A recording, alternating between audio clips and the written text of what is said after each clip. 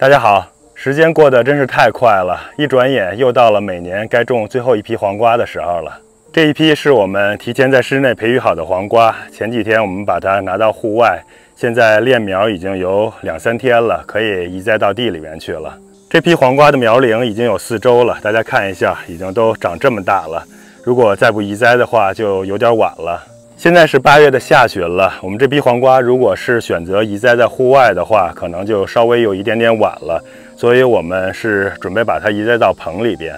我们有2个棚，其中一个棚土地已经准备好了，我们可以直接把它移栽下去。另一个棚现在里边还种着小西红柿，所以我们会把这批黄瓜剩下的给它移栽到种植袋里边。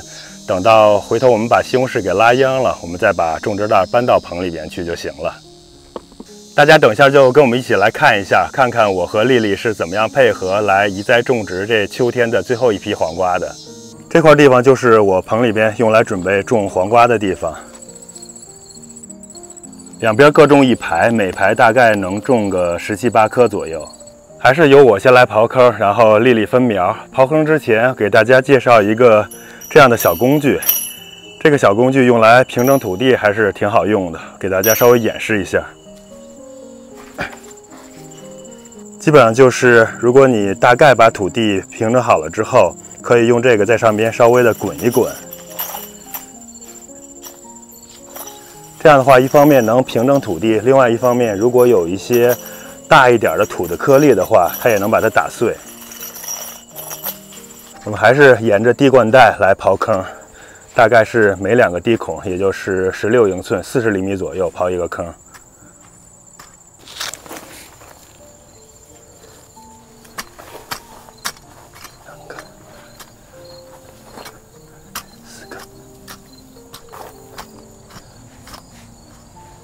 我们一共刨了有36个坑，这样一会儿分出36棵苗移栽到这个地方就可以了。丽丽在分苗，黄瓜的苗还是要好分多了吧？特别好分。看看黄瓜的根系多发达，这种提前控了水，并且黄瓜的根系比较发达，所以分苗比较容易。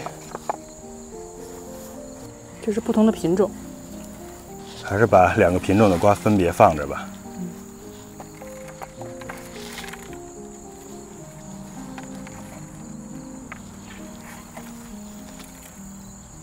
丽丽继续分着苗，我来把底肥给稍微加一下。之前有朋友问到鸡粪肥，有的人说鸡粪肥是氮含量高、磷钾低的，有的说是磷钾高、氮含量低的。我今天就把2种鸡粪肥都给大家稍微展示一下。我种绿叶菜的时候，一般用的是这种 Nutri-Rich 的，大家可以看到它是432的，也就是氮含量高的鸡粪肥。另外这边的这个是店里边比较常见的 Coop Pop， 也是有机的鸡粪肥，它的含量是，我们翻到背面来看一下它的氮磷钾含量。它的氮磷钾含量是243的，也就是说这是一个磷钾含量高、氮含量低的鸡粪肥。这2种肥的含钙量都比较高，都是8的。我们一般种黄瓜加底肥的话，可以用平衡肥，也就是说，如果都用这2种鸡粪肥的话，就可以把它们一半一半的混起来，大致就是一个平衡的比例了。大家刚才看到了这种鸡粪肥里边，像这一个，它里边是不含有镁的，钙的含量很高，7%。另外，这种鸡粪肥里钙的含量是8%，也是非常高，但是镁的含量只有0.6%。如果我们拿这2种肥来做平衡肥的话，镁的含量稍微有点不够，所以我们在施底肥的时候稍微给它加一点浴盐，用来补充镁和硫。再给大家介绍另外2种有机的复合肥，一种是叫 Plankton， 这种种叶子菜是比较好的，它也是种什么其实都可以，但是是氮含量比较高的复合肥。另外一种叫 Garden Tone， 这种就比较适合瓜果类，这种的氮含量稍微低一点，磷钾含量稍微高一些。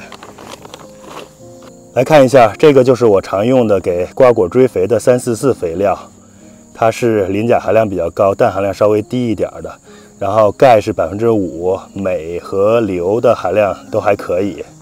另外，这种氮含量比较高的有机复合肥是氮是5%，磷钾各是3%，钙5%，然后硫和镁都是1%。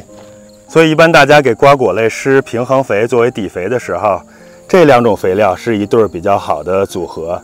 这个是氮含量高、磷钾低的鸡粪肥，这个是磷钾含量高、氮含量低的有机复合肥。这里边钙多，这里边镁和硫多，所以搭配在一起就是氮磷钾钙镁硫就都均衡了。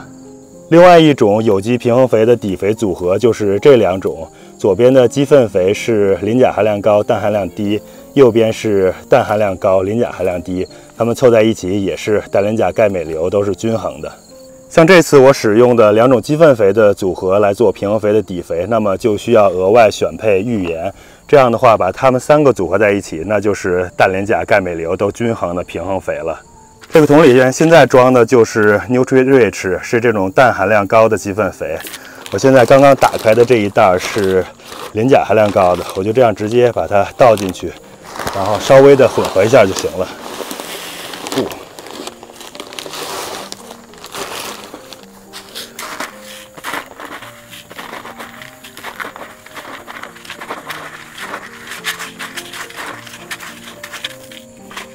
行，这样就可以了。施肥的时候，我们每个坑这样1小把就可以了。有机种菜的话，底肥稍微充足一点，后边比较省事儿。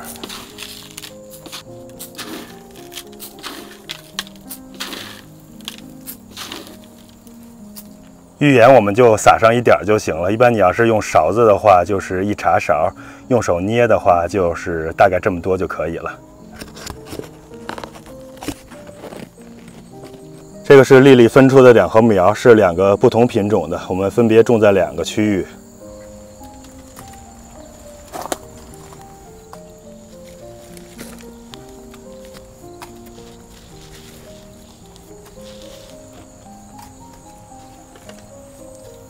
我们这边留了一点打籽儿的茴香，稍微有点碍事儿，不过过一阵儿就可以把它收掉了，所以也不会影响黄瓜最后的生长。看看整整齐齐的，把它先摆在坑里边。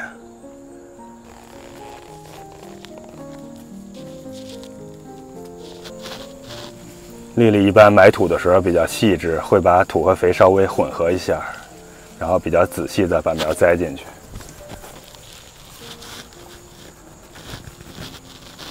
我一般的话就扔到里边，然后左一下土，右一下土，然后一按3下就行了。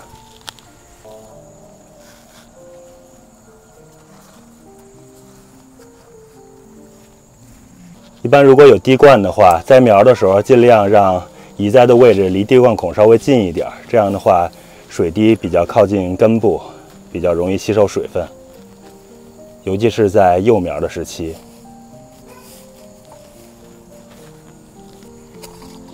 我们用这种滴灌袋就比较方便，比如栽苗的时候栽的稍微远一点，可以把这个袋子稍微移动一下，这样的话离根部就比较近了。看一看效果。移栽这36颗黄瓜苗还是比较容易的，一小会儿就能栽完了。最后再给它浇上充足的定植水。浇过这一次充足的定植水之后，后边就靠滴灌，每天定时的滴一下就可以了。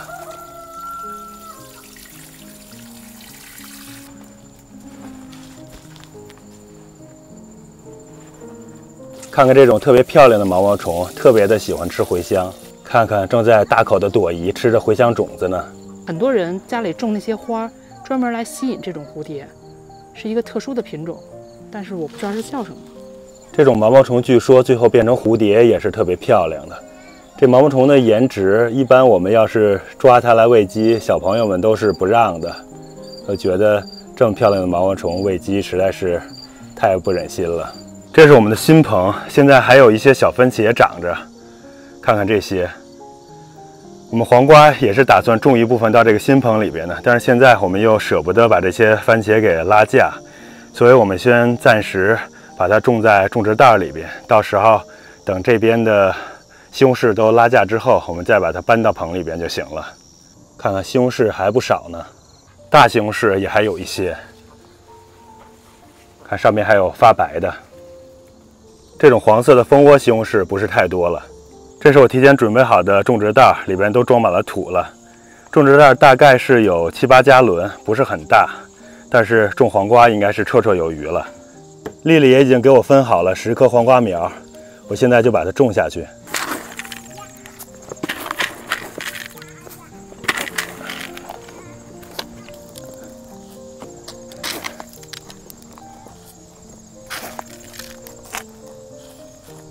种植大盆栽种植比较容易，挖个小坑，加了有机肥之后，再撒一点浴盐，把土稍微混合一下，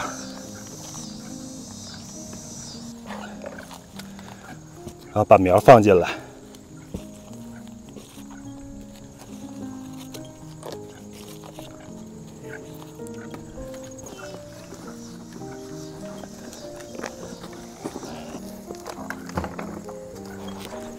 行了，10颗小苗，不费吹灰之力就栽好了。最后给浇上定植水。种植大盆栽的话，要稍微多浇一点水，而且后边每天也要坚持浇水，否则的话容易干燥。行，这1桶平均分给5颗苗差不多。黄瓜苗这就移栽完成了。我们黄瓜苗移栽完之后，最后又剩了这么一些苗，等一下我把它移栽到外边的大地里面去。如果今年运气好的话，霜冻日来的比较晚，那么应该是还能收获一些黄瓜。如果是来得早，那可能这一批就白费了。但是尝试一下吧，不然的话这些苗也就浪费了。行了，今天视频就先跟大家分享到这儿，下次再见。